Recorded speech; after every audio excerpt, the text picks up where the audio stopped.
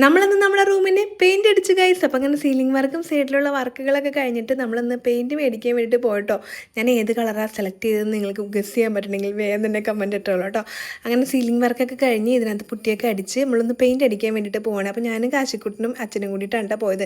അവിടെ ചെന്നപ്പോൾ കുറേ കളർ ഉണ്ട്. അപ്പോൾ എനിക്ക് കൺഫ്യൂഷനൊന്നും ഉണ്ടായില്ല, കാരണം ഞാൻ ഏതൊരു കളർ സെലക്ട് ചെയ്ത് വെച്ചിട്ടാണ് പോയിട്ടുണ്ടായത്.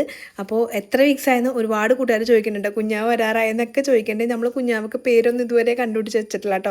ആൺകുഞ്ഞാവയാണോ പെൺകുഞ്ഞാവയാണോ എന്നൊന്നും അറിയില്ലല്ലോ. നിങ്ങൾക്ക് എന്നെ കണ്ടിട്ട് ബേബി ഗേളാണോ ബേബി ബോയ് ആണോ വരാൻ പോണേന്ന് ഗസ് ചെയ്യാൻ പറ്റിയെങ്കിൽ ഒന്ന് കമന്റ് ഇട്ടേക്കണം. അങ്ങനെ നമ്മളതേ പെയിന്റ് കടയിൽ പോയിട്ട് പെയിന്റ് മേടിച്ച് നമ്മൾ സ്ഥിരം പോകാറുള്ള പെയിന്റ് കട ഇതാണ്ട്. ഇവിടെ നിന്നാണ് എപ്പോഴും പെയിന്റ് വാങ്ങാറ്. അങ്ങനെ പെയിന്റൊക്കെ മിക്സ് ആക്കി നേരെ വീട്ടിൽ കൊണ്ടുവന്നിട്ടുണ്ടായി. നമ്മൾ പിന്നെ മൈജിയുടെ ഷോറൂം ഒന്ന് തുറന്നിട്ടുണ്ടായിട്ടോ, ആലുവയിൽ പുതിയത്. അവിടെ പോയിട്ടൊരു ഫാനൊക്കെ മേടിച്ചിട്ടുണ്ടോ. പിന്നെ അതേ പെയിന്റൊക്കെ മിക്സ് ചെയ്ത് പെയിന്റ് അടി തുടങ്ങി. പിന്നെ പിറ്റേ ദിവസമായപ്പോൾ ഞാനും കുറച്ച് പെയിന്റ് അടിച്ച് ഗസ്. അപ്പോൾ ബേബി ഗേളാണോ ബോയ് ആണോ എന്ന് ഗസ് ചെയ്യാൻ മറക്കല്ലേ. അപ്പോൾ അത്രേ ഉള്ളൂ. ടാറ്റ.